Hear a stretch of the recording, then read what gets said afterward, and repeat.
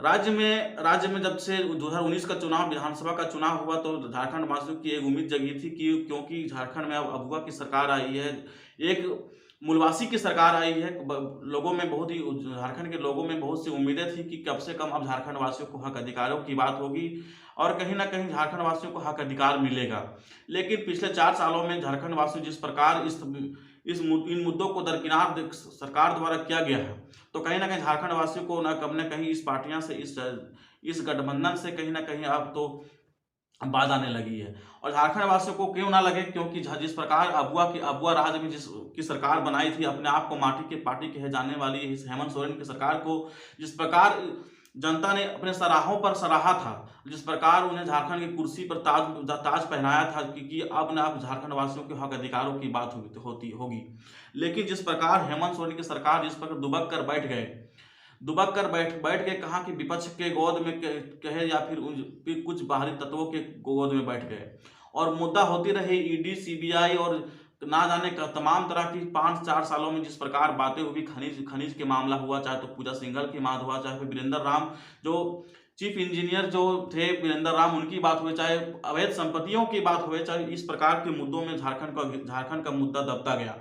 और झारखंड का मुद्दा दबता गया तो झारखंड वासी अपने आप को कुछ संभाल नहीं पाए, और झारखंड के रोष युवा बेरोजगार को दर्द इस मामले को लेकर सहा नहीं गया, तब से तक लेकर सड़क से सदन तक अपने बातों को बुलंद किया। और ये बस उनका एक ही मांग था कि झारखंड में जिस प्रकार 1932 का खतियान या फिर खतियान आधारित अस्थायी नीति, नियोजन नीति को लेकर हमारी मांग है, कम से कम पूरी कर दिया जाए।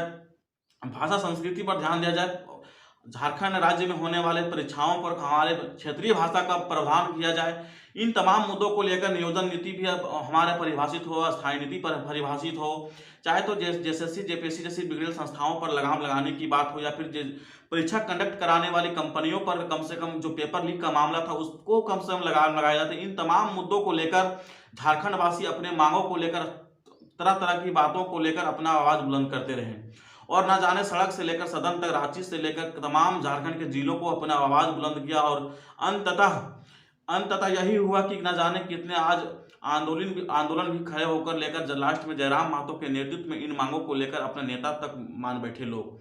कुछ युवा जयराम महतो को इन मुद्दों को उठाने के लिए अपना वर्चस्व, उन्हीं को अपना विधाता मान बैठे हैं।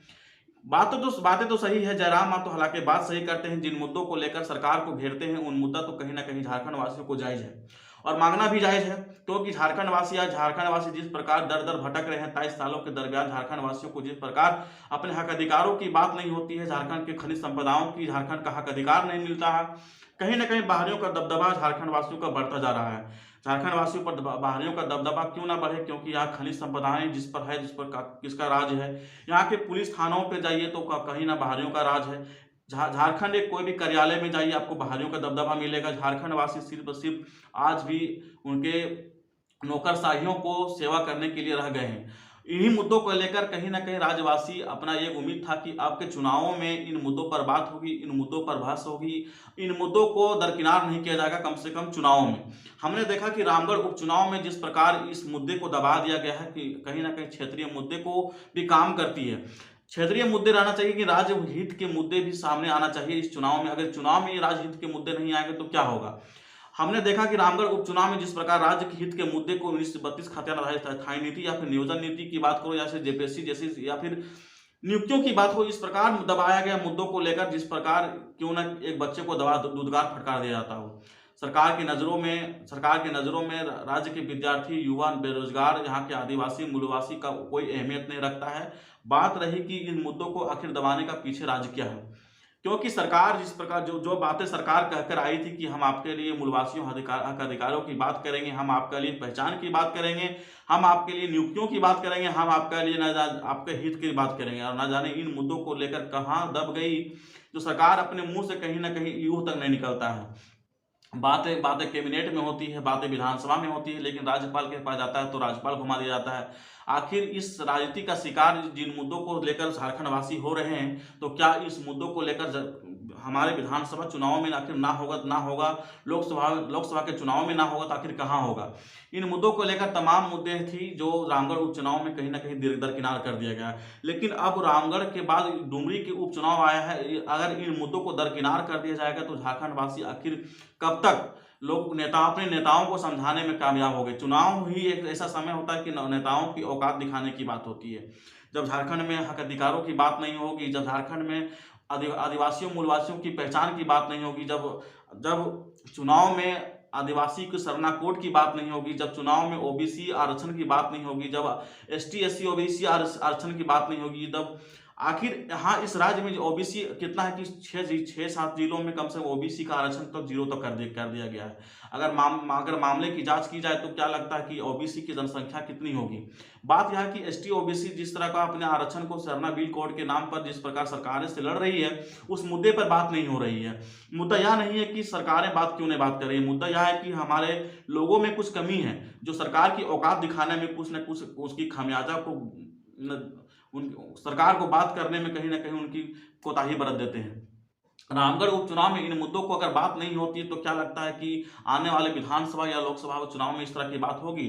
आपके ना जाने किन मुद्दों में इन नेताओं को गुमराह करने के पीछे कोई ना कोई वो साजिश चल रही है। झारखंड वासी जिस प्रकार आज अपने मुद्दे को लेकर कहीं ना कहीं अपने पीछे सजग हो जाती है, तो आखिर इस मुद्दे का माजरा क्या है। आखिर जयराम महतो की नेतृत्व में जिस प्रकार सभाएं होती थी, जयराम महतो के नेतृत्व में जिस प्रकार सभाएं गूंजती थी कि 1932 खतियान आधारित स्थायी नीति या नियोजन नीति या जैसे जेपीएससी या नियुक्तियों प्रक्रिया में जिस प्रकार बातें होती थी, क्या आज लगता है कि इन चुनावों में क्या कहीं ना कहीं इसको कमी आती है। आखिर माजरा क्या है। इन मुद्दों को लेकर आप झारखंड वासी सोचने के लिए हमको लगता है कि बेहतर काबिल होंगे। और मेरा काम था कि इन बातों को लेकर कि आपके चुनाव में जब इन मुद्दों पर बात नहीं होगी तो आखिर कब होगी। चुनाव के आगे पीछे जब राजा अपने गद्दी पर विराजमान होकर मुकुट धारण कर लेता है तो बात में चिल्लाने से कोई फायदा नहीं है। राजा को मुकुट धारण करने से पहले ही जनता को चिल्लाना और सुनाना जरूरी है। इसलिए मैं जरूरत समझा कि आपको इन मुद्दों से अवगत करा दिया जाए कि आखिर चुनाव में इन मुद्दों पर बात नहीं होगी तो कब होगी। हमारा राज्य परिभाषित नहीं है, यहाँ के स्थानीय का कौन है, यहाँ के नियोजन नीति कौन है, यहाँ की नीतियाँ क्या है, यहाँ की उद्योग नीति क्या है, यहाँ की प्रवासी नीति क्या है। इस मुद्दों को तमाम ऐसे मुद्दे हैं जो झारखंड वासियों को कम से कम समझना चाहिए, विचार करना चाहिए और उनको बेहतर करने के लिए नेताओं को सुझाव देना चाहिए। लेकिन सुझाव चुनाव में क्या आता है, बस यहाँ के जाति संप्रदाय के लोग आपस में बांट देते हैं वोट बैंक अपने बनाने के लिए। कभी आपको चूल्हा प्रमुख के तौर पर बांट दिया जाएगा, कभी आप हिंदू में बढ़ जाइएगा, कभी मुस्लिम में बढ़ जाइएगा, कभी न जाने कौन से क्षेत्रीयवाद में बढ़ जाइएगा, कभी जातिगत टोले मोहल्ले में बढ़ जाइएगा। बस नेताओं को आपको बांट कर किसी तरह उनका आपसे वोट लेना है। आपके मुद्दे क्या हैं, राज्य के मुद्दे क्या हैं, क्षेत्रीय मुद्दे क्या हैं और राजहित के मुद्दे में क्या है, जो झारखंड के आखिर मुद्दे क्या हैं। तो लोग वहाँ से राज्य से मुख्यमंत्री आते हैं, पूर्व मुख्यमंत्री आते हैं, अपने चुनावी क्षेत्र में प्रचार करके चले जाते हैं, लेकिन राज्य हित के मुद्दे आपके क्षेत्र के मुद्दे पर कभी बात नहीं करते हैं। और बात करेंगे तो सिर्फ उलझाने की बात करेंगे, बात करेंगे तो आपको बहकाने की बात करेंगे, बात करेंगे तो आपको हक अधिकारों की बात नहीं करेंगे, बात करेंगे तो आपको उलझाना, सिर्फ आपसे वोट लेने की बात करेंगे। बाकी जोहार रहेगा। जय हिंद, जय झारखंड।